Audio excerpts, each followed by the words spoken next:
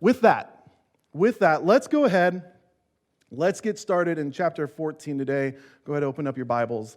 Matthew chapter 14. We are going to start in verse 1. At that time, Herod the Tetrarch heard the reports about Jesus. And he said to his attendants, all those people, this is Herod, he's a king type of individual, and all the people who are around him, his attendants, all the high up people, right?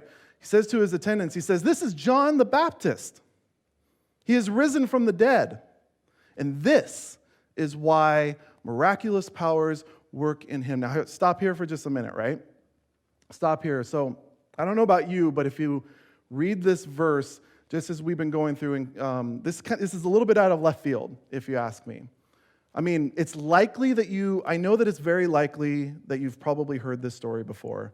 And sure, you might know that John the Baptist does end up murdered. But if you're just reading through the book of Matthew, like we have been, like straight through, this is out of nowhere. You have no prior knowledge that John the Baptist has been murdered. And this would surprise you if you're just reading Matthew from 1 all the way through 28. And I mean, because the last time that we heard about John the Baptist was in chapter 11. The last time that we heard about John the Baptist was in chapter 11, and he was very much so still alive. I don't know if you remember, but he asked John the Baptist went and he asked his followers, he said, "Hey, you guys need to go and you need to ask Jesus, because I'm sitting here in the cell right now, and I'm hearing these things about them, but you need to go and ask Jesus, like, is he the one?" Back in chapter 11, remember, is he the one? Are you the one that we have been waiting for, Jesus, or do we need to wait? Or do we need to wait for another one to come? But now we learn what? Out of nowhere, we learn that John the Baptist is dead. Seemingly out of left field. We go from John being in prison, very much so alive, and now John is dead. And the way that we hear this news is through this perspective of this guy named Herod, the man who imprisoned John the Baptist himself. And Herod appears he hears these stories about Jesus, okay? Herod is hearing these stories about Jesus, and he says to himself, he said, I mean, this must be John the Baptist. This must be John, the man that I killed, raised from the dead. Because all these miraculous things, remember, Herod thinks that John was probably a prophet. So now Herod thinks that John the Baptist is raised from the dead. He's doing all these miraculous things, and that explains these miraculous stories that I am hearing. So we kind of get plopped into the middle of this story arc that we know very little about, and we're like, wait, where did all this stuff come from? But Matthew knows this, right? Matthew knows that we just kind of got plopped into the middle of this story. So what Matthew does is he gives us some cliff notes about Herod and John and how Herod came to murder John the Baptist. So Matthew, he steps back from the story that he was in the middle of telling for just a second here, and he catches us up to date with this. Verse 3, Matthew says, "Now Herod," this is the cliff notes, right? He's kind of going back in time here. "Now Herod had arrested John the Baptist, and bound him and put him in prison because Herodias, his brother Philip's wife, for John, had been saying to him, 'It is not lawful for you to have her.' Herod wanted to kill John, but he was afraid of the people because they considered John a prophet." So that's the cliff notes. That's the why. This is the why was John the Baptist in prison. It was because John called out Herod for marrying his brother's wife. And Herod's brother was very much so still alive, okay? So he didn't marry his brother's wife out of honor or anything like that. Okay? He very much he said, "I want this," and went to his wife, and they basically had an affair, and said that, Herod spoke into this and said, "This is not okay." And Herod got upset about this and imprisoned John and actually wanted to kill him. This is very much so. This is a story about sex scandal. This is a story about power, and this is a story about authority. Also, something I want to point out here is that we've heard the name Herod before, right? We've heard the name King Herod before, back in chapter 2, when we started going through the book of Matthew. Herod was that king who had heard about the Messiah, a Messiah being born, and Herod goes, I want you to go and I want you to kill. He ordered the killing of all the boys under the age of 2. Under the age 2 or younger, he ordered the killing of all of them. This is just it was a horrible, horrible man, okay? This is not that Herod, though. That's something that I want to point out. This is not that Herod. This is not the same man. This is the son of King Herod. This is one of the sons of King Herod. His name, his name was Antipas. And when his father died, when Antipas' father died, he wanted to be so much like dad, like have the power, have the rule. He was like, I like that dad went and killed all those 2-year-old boys. I like that that's how he gets his power and authority and how he rules over people. I'm going to rename myself Herod because I want to be like him, like this horrible, horrible man. The thing to note here is that Matthew is giving us this glimpse into this situation at the time, okay? Herod and his family, they're this group of people they're seeking power.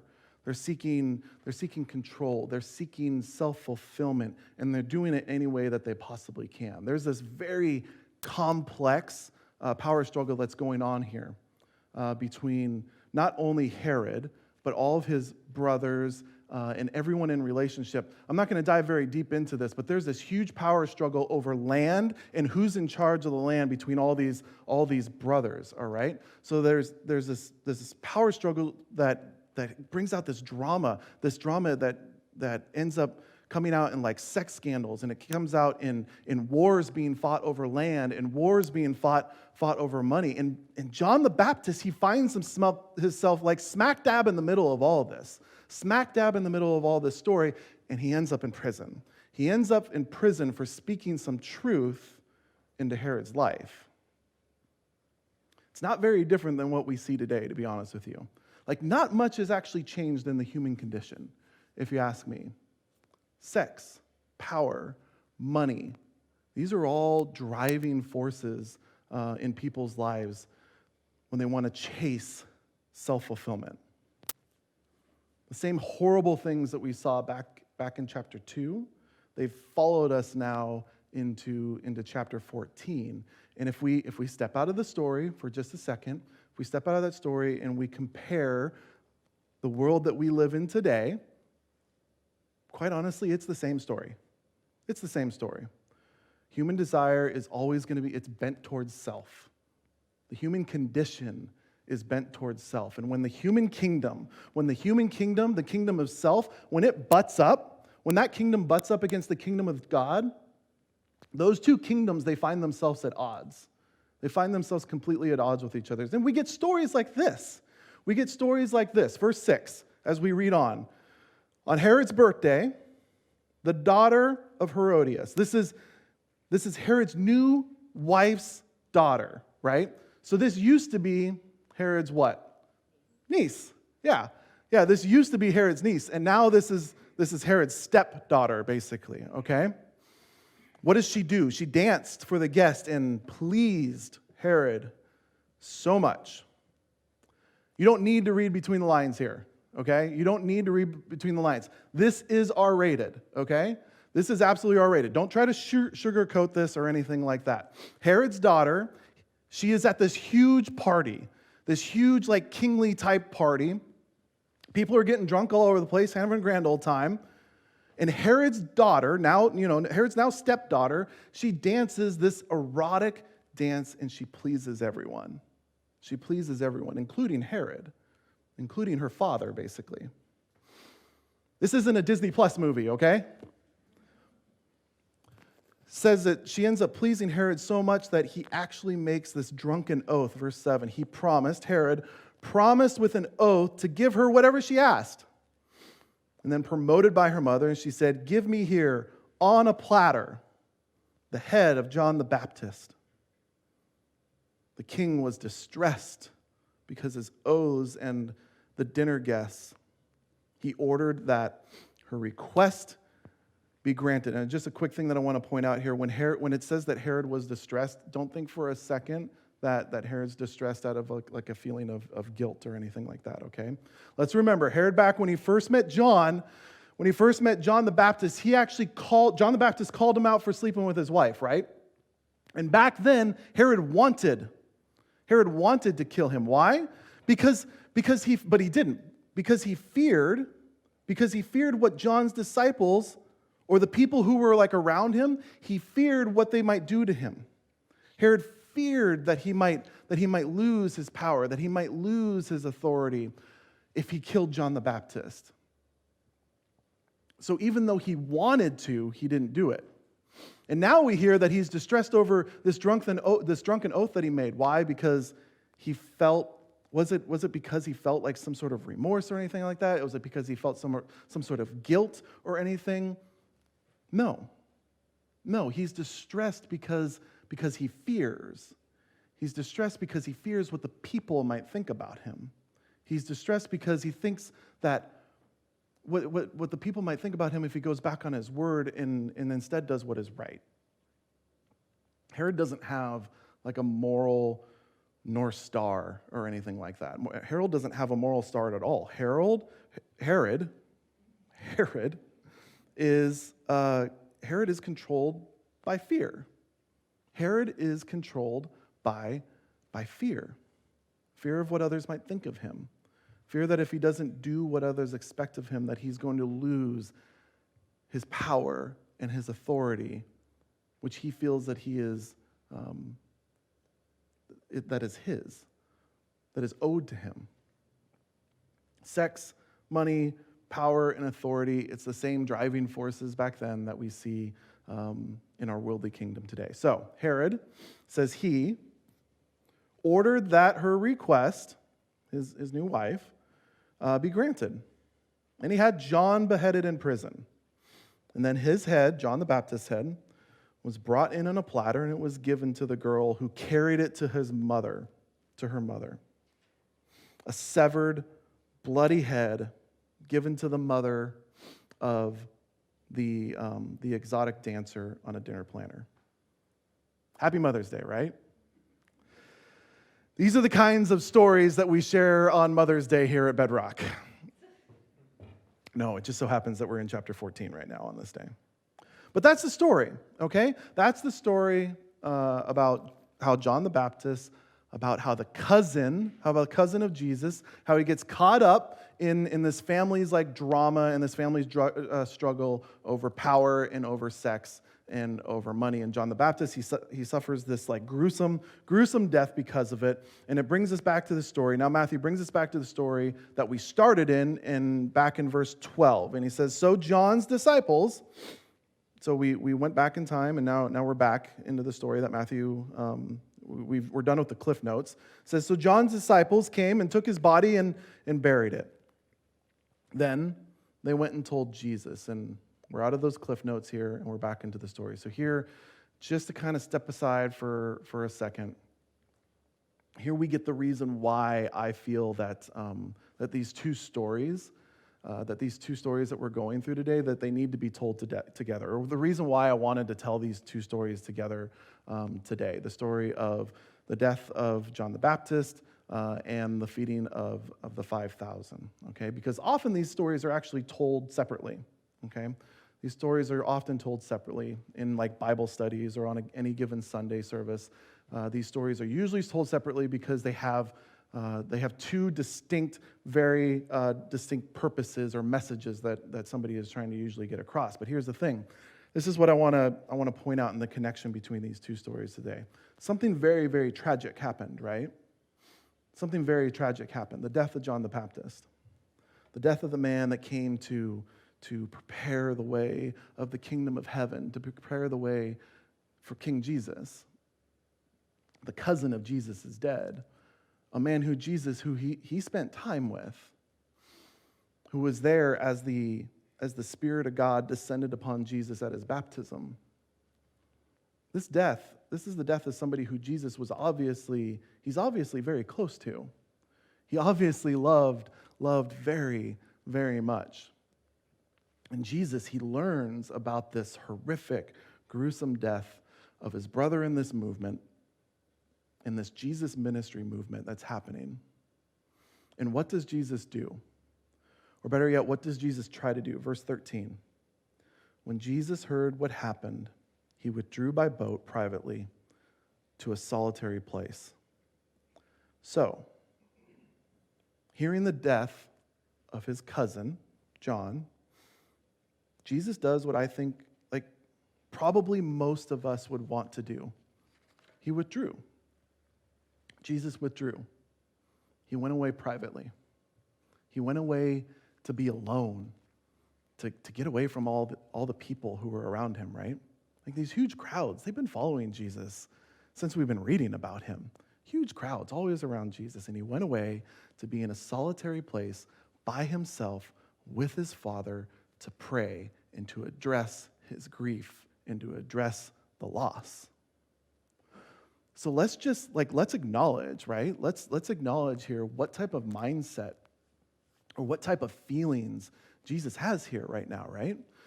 Don't chalk this up to, well, Jesus is God. Jesus knows what's going on. Jesus knows that this is going to happen. Like, for some reason, that stuff like this just doesn't affect Jesus or something.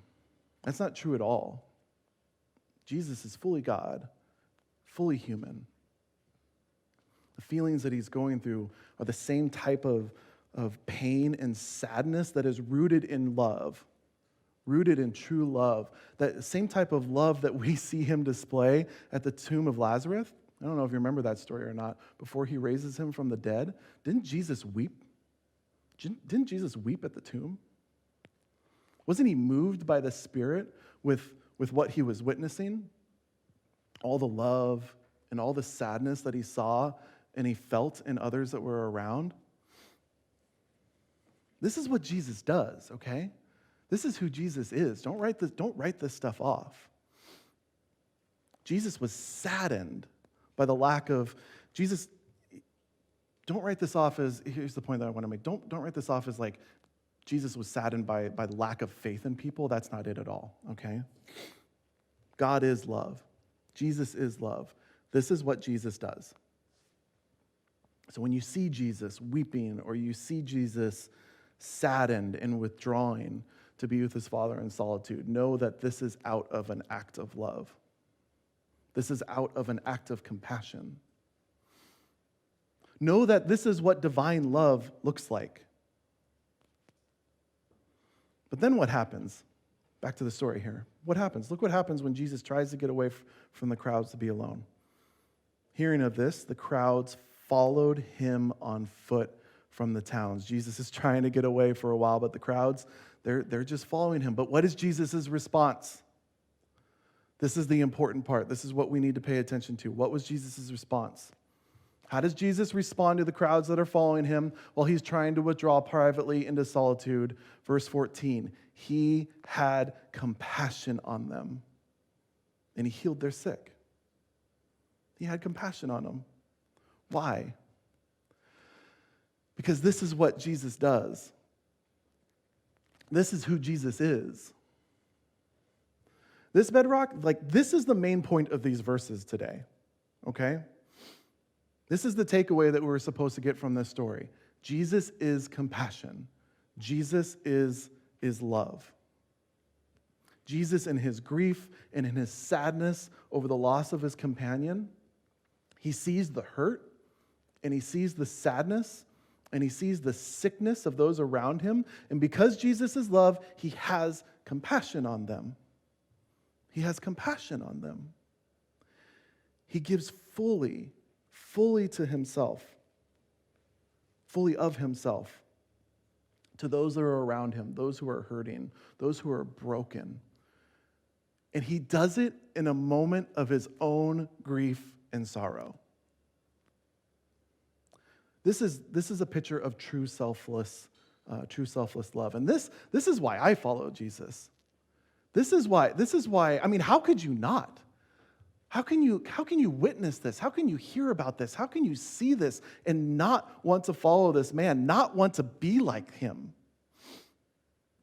This is somebody who is worth laying everything down at the feet of, just so that I can know what it's like to truly love, what it's like to truly love and to truly be loved. Because that's what Jesus exemplifies here. So then the story, it continues, and we come to the part of the story that perhaps many of you know. Perhaps many of you know this story very, very well. We come to the feeding of the 5,000. So this is verse 15. As evening approached, the disciples came and they said, they came to him and said, "This is a remote place, Jesus, and it's already getting late. You need to send the crowds away so that they can go to the villages and they can buy themselves some food." And Jesus replies, he said, "They don't need to go away. You give them something to eat." "Well, but Jesus," the disciples say, "we have here only 5 loaves of bread and 2 fish." Jesus answers back to them. He says, "Bring them here to me," he said.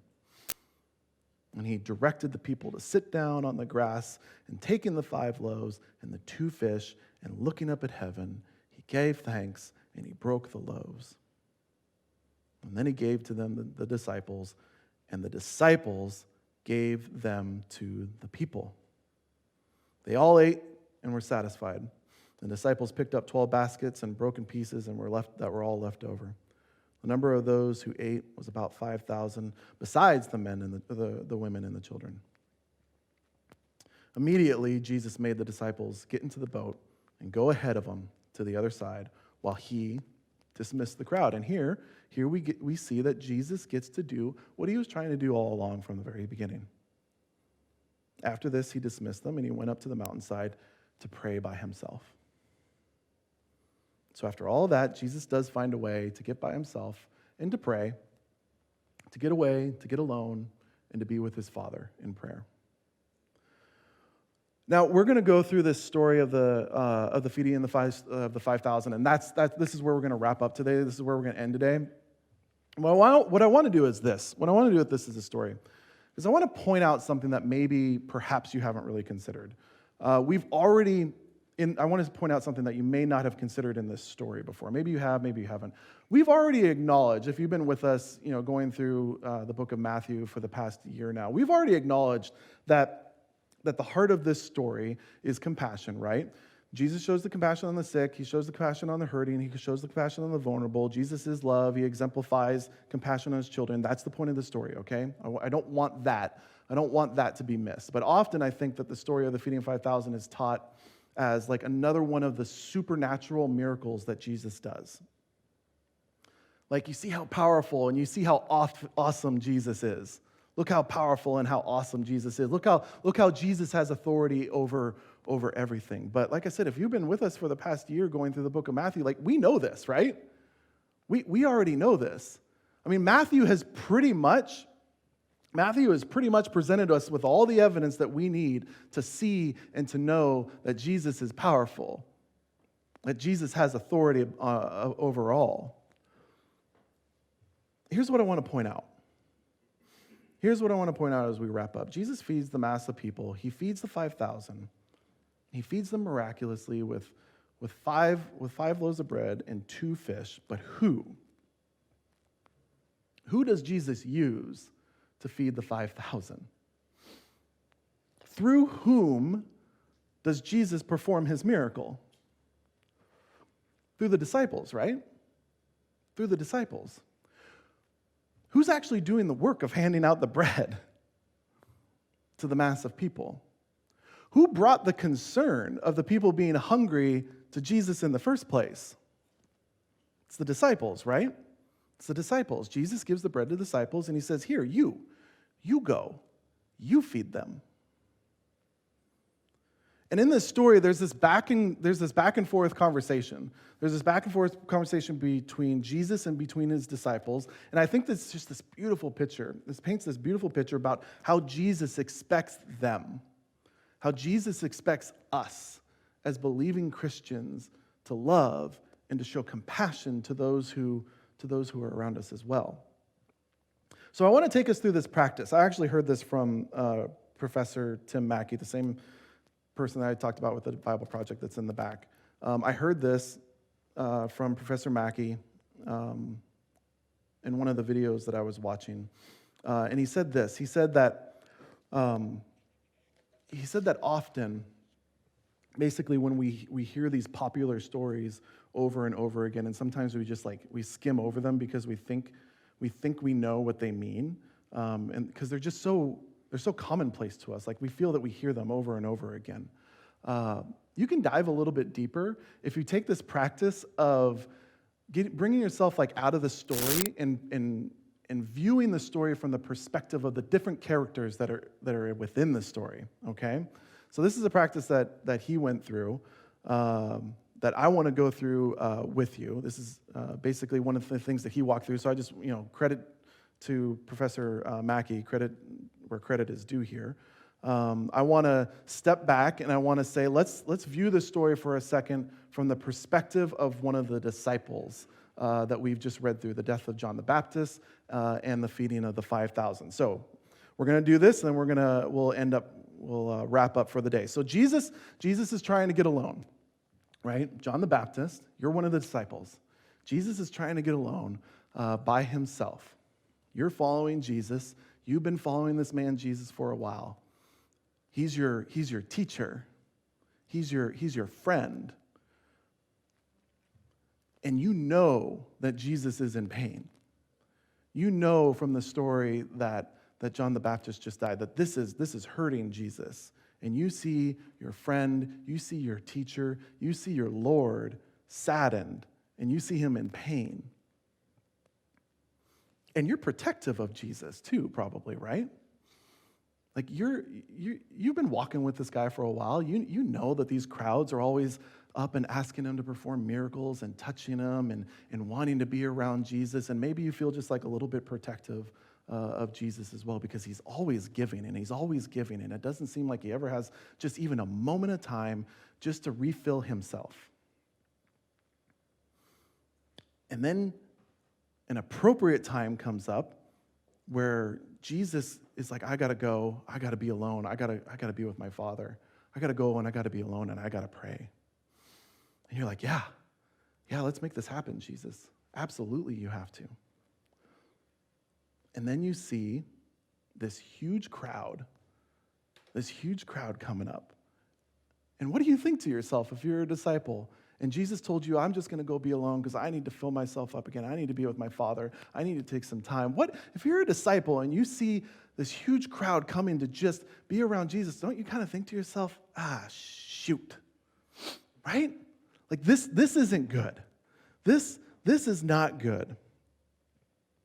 Maybe you even try to like push Jesus off and go, hey, just keep going up the hill and we'll take care of him and we're gonna hold off the crowd for a while. But what do you see Jesus do? You see Jesus do the same thing that you've been witnessing Jesus do time and time again as a disciple of Jesus. In his hurt and in his sorrow, he goes up and he has compassion upon his people. He has compassion upon his children.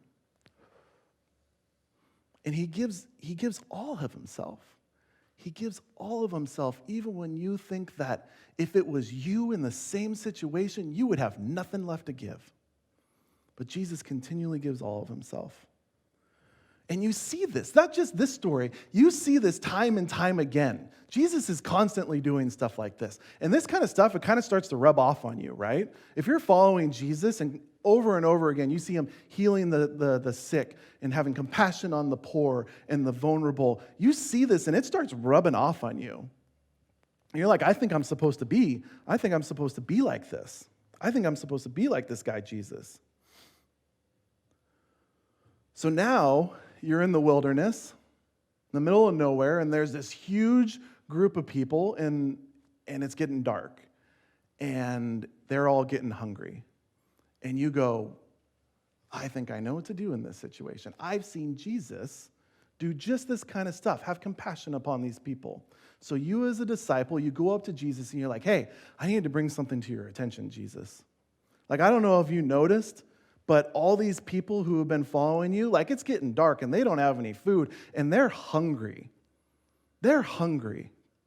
And I think that you need to let them, you need to send them back. They need to get refilled. And this is what we think you would do, Jesus. Like you care and you have compassion about them. They're tired, they're hungry. Why don't you send them back, Jesus?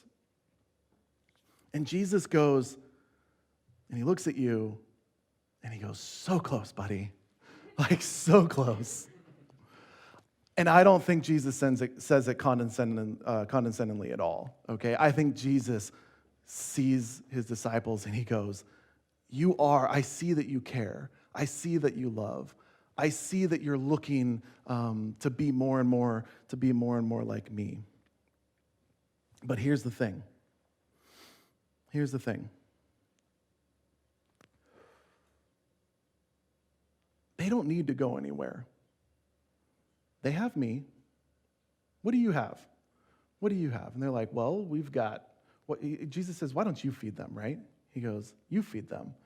And then you as a disciple, you go, okay, well, Jesus, we've got these 5 loaves of bread and we got 2 fish. And you're thinking to yourself, okay, my next step is I need to go to Jesus and I need to explain to him that this is not enough to feed 5,000 plus people because obviously he doesn't get it, right? So you go and you're like, Jesus, we would, this is our food. Whose food is this? This is the disciples' food, right? They have 5 loaves, 2 fish. This is supposed to feed them. We're like, we would give this up, Jesus, because we think this is what you would do in our situation. We would give this up, Jesus, but just so that you know, this isn't enough to feed everybody, all right? And Jesus goes, bring it to me. Bring it to me. And in this miraculous miracle that Jesus does, he takes the bread and he takes the fish, and what does he do? He says a blessing, right? He gives, depending on your translation, he either gives thanks or he says a blessing over the food. And he breaks it. And he breaks the bread and he gives it back to his disciples and he says, go and feed my people. And you do this. And sure enough, it's enough to feed the first, 10 people that you go with, and then you run out of food, and then you go back to Jesus, and you said, I'm out of food, and Jesus is like, here's some more. And you go out, and you feed more people, and you're like, I'm out of food again, and you go back to Jesus, and Jesus says, here's some more. And it kind of starts to freak you out a little bit. You're not sure how this is happening. But this is what Jesus does. This is how Jesus works in the disciples' lives. And I think this is how Jesus works in our lives as well. I really do. Quick side note, and then we're going to kind of wrap up here. I want to wrap up with a question, and then we're going to have communion. What does this kind of sound like when Jesus is taking and he's giving a blessing and he's breaking the bread and he's sharing it with his disciples? It kind of sounds like something that's going to happen later. Right, something that we're gonna celebrate today is the Last Supper. Okay, where Jesus, the disciples are sitting around the table, and Jesus comes and he breaks bread and he says, here, this is bread, this is my body, this is broken for you, and then here's the cup, this is my blood, this is spilled for you. Matthew makes this again. Remember that Matthew wrote the entirety of his book after the perspective that he's already gone through, right? So Matthew's not writing this as he goes. Matthew's looking back upon everything that happened. And I really do think that Matthew is making a connection between what he saw and felt at the Last Supper and what he saw and felt here at the feeding of the 5,000.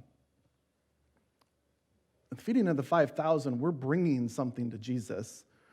And we're saying, this is so little, Jesus. This is not enough to do what needs to be done. It's not enough. And Jesus looks up at his Father, and he says a blessing, and he breaks it. He breaks what we have, what we think is too little, and he gives it back. And he says, now you go and you feed. In a sense, he does the same thing at the Last Supper. Jesus, fully God, fully human, brings himself, what we would think is not enough. One person, right? Not enough to cover the sin of all humanity. And Jesus is quite literally broken for us. And the little that we thought Jesus had to offer is given back to us. Humanity, as a whole, this people that have been bent towards selfishness and self-centeredness since the fall. And Jesus says, I'm going to break this for you, me. It's going to be broken for you and for everybody. And what you think is little is going to cover the sin of everybody. Now go and do something with it. Go and do something with the gift that I have given you. And I want to end on this. I don't know how this looks for you, how this story looks for you. I'm just going to kind of share how I feel this story looks for like my ministry here, Emily and I's ministry here, with this like church plant that is just over a year old. I got to tell you, like, I'm asked the question time and time again, like, what's your vision of this church? What is your vision of where Bedrock Community Church is going? And, for the first couple months, I always had like an answer, I want to grow, and we really want to plant more churches, and we want people to come and know Jesus. But you know what I've learned? Those are all good things. Don't get me wrong. It's good to have vision. It's good to have purpose and to know the way that Jesus is, the Lord's hand is pushing you. But every time that I bring something that I think that we're supposed to be doing, the direction that this church is supposed to be going, the little that I have, the little time, money, effort, whatever it may be that I have, and I bring it to Jesus and I go, this is my vision, Jesus. This is where I think we're going to go. You know what he does to it? He breaks it right in front of me. He breaks it. Kindly, lovingly, he breaks it, and he gives it back, and he goes, Nathan, that was a great idea. Compassionately, he says this. I don't think he says it to me condescendingly. He says, this is a great idea. But the little that you brought to me, now go and take what I have broken and do something godly with it. Do something great with it. And I don't know how that looks in your life. Maybe you're sitting there today and you're like, I want to bring stuff to his kingdom, but I don't have a lot of money. I want to bring stuff to his kingdom, but I don't have a lot of time. I don't want to bring stuff. I want to bring stuff to his kingdom, but I don't have a talent. You do. You do. It feels like a little. But when you freely lay it at Jesus' feet and you say, Jesus, this is what I have, and I give it to you, I can tell you from experience, he's going to break it. He's going to bless it. He's going to give thanks to his Father. He's going to give it back to you, and he's going to say, go. Feed my children. Be a disciple. Be the change in this world. Be the light in this world. Through me, go.